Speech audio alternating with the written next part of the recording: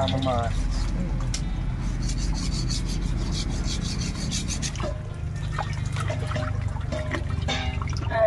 Kabigat. Iba talaga pag may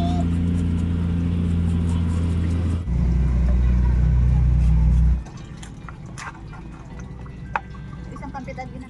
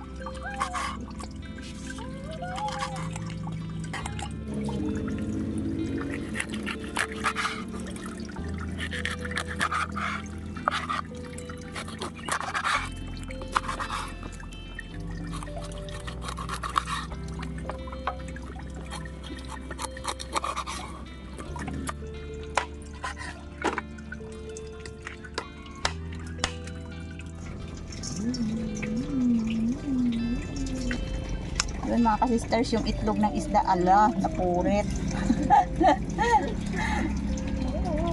Ihahalo natin yan sa ano, pagkahaba. Oh, wow! My favorite. Ang dami ko nang kinain isda kapag ganyan.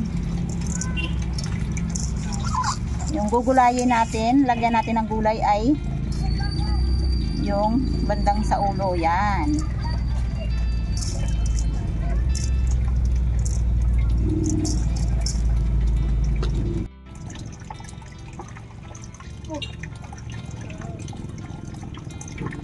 Yung aking sili. Kuha tayo ng mustasa. Yan, kalalaki ng mustasa natin. Kuha lang tayo ng tama lang. Ayun, ito yun.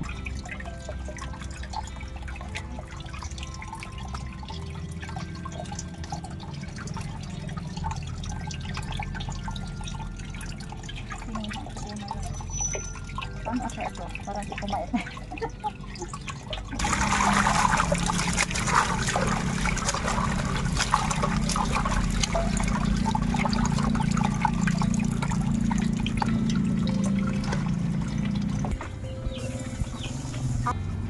Lagay tayo ng tanglad.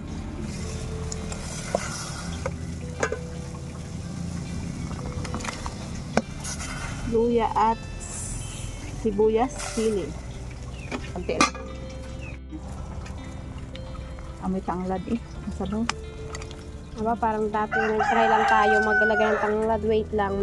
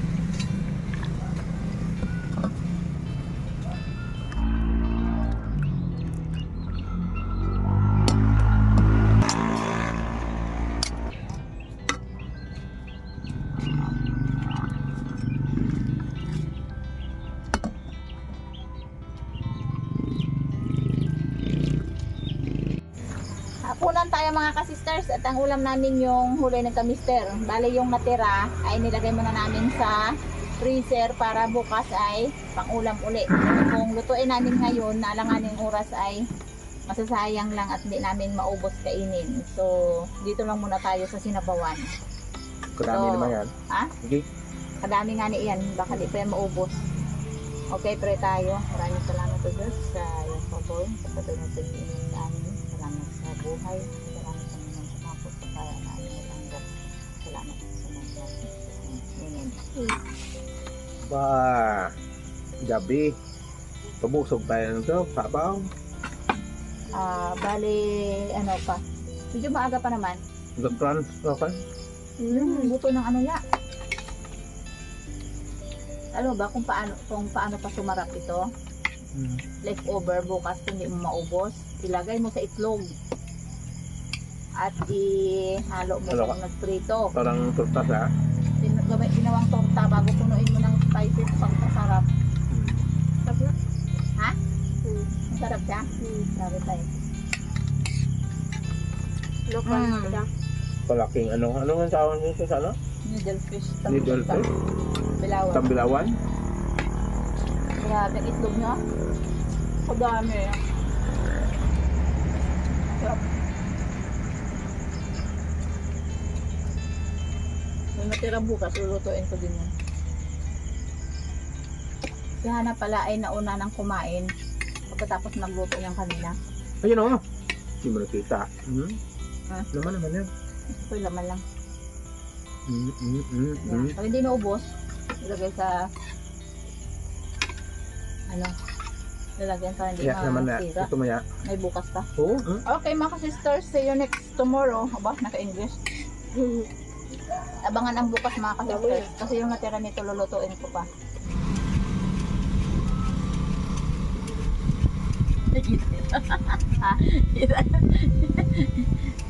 Good evening ka sisters. Tulong ako dito sa kay Sister Mary, panganay ko. Para hindi magahol. Dito ba ako kumakain? Para hindi magahol sa oras. Ngayon palang gabi ay ayusin. Ano kami ng labong? Ayusin mo. Diba sensitive? Kailangan namin himayin po ng gabi para Kinabukasan. pagka umaga ay maaga pa namin maluto at maibaon ni Hana at ni Aya. Correct.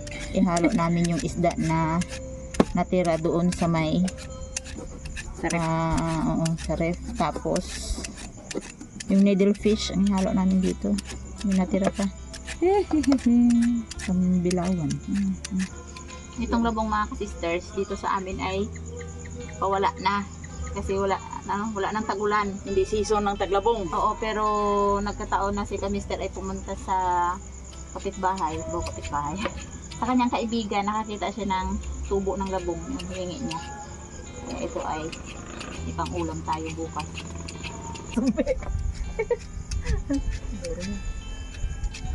Okay na, duro no. Hindi pag napigaan to, magaliit na yun. Yan ang sinasabi.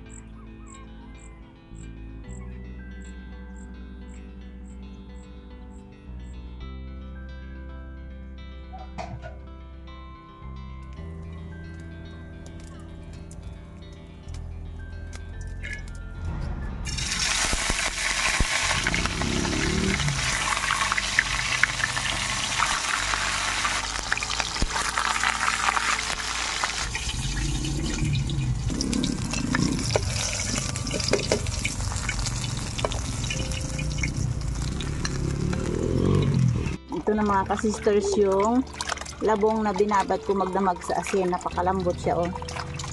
Ito ay hindi ko nahahalbusan ng mainit na tubig. I-direct ko na siya sa pagluto.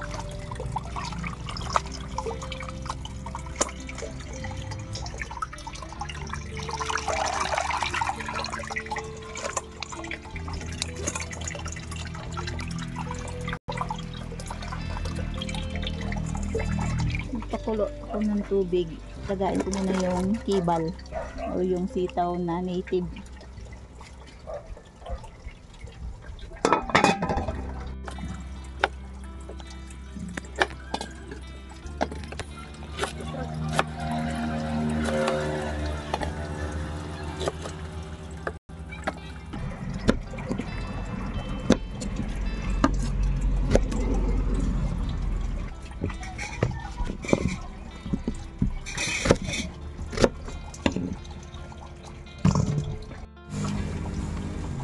Patis ng ginawa kong bagoong. Ilagay natin yung labong.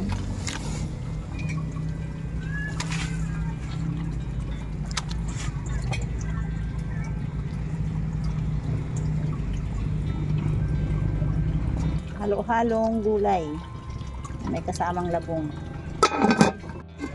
ilagay kaagad natin yung isda para lumasa dito sa ating niluluto. Lagyan natin yung okra.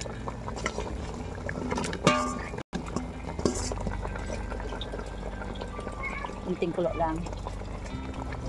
Lagyan natin ng asin.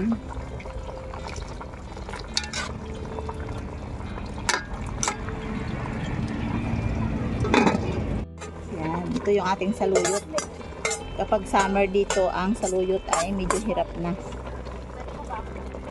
Tag-ulanan talaga, napakaraming saluyot dito sa amin.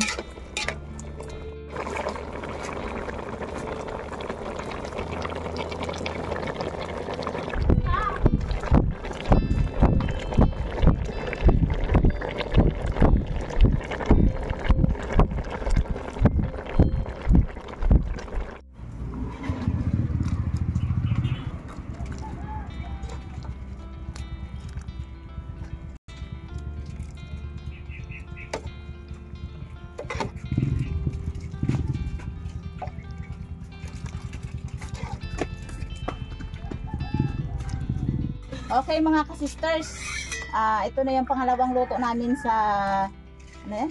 Sa Tambilawan. O sa Patalay. Patalay. At nilagyan ko siya ng gulay na labong dahil nakakita nga si Mister ng labong sa kapitbahay at pinaghalo-halo ko na lahat ng mga gulay. Si Mister wala dito kasi nga ay nasa dagat. Yan, tanghalian dito sa amin at si Nanay ang kapalit na kakain. So pray tayo at si Mother ang mag-pray. Panalangin po tayo po rin ka, O Diyos, ngayong araw na ito, nabibigyan mo kami ng maayos na kalusugan at magandang pangangatawan. Lord, dalangin ko, pagpalain ko po ang bawat kakain ito. Inihanda sa Isda na? Malasa isda. Kain na ba isda? Malasa? Ginabot ko ng asin. Diprito mo na eh. Magkalasa ng isda. gusto it mga ano ay Nakatikim ka ba isda niyan? gusto it mga viewers sa kalaban. Ayun. Dito ang isda. Hindi lang. Dito ako. Pipig ng kao. Tama to akong tupperware pag may sobrang masura ay ibutang sa lamisa. Sa pool.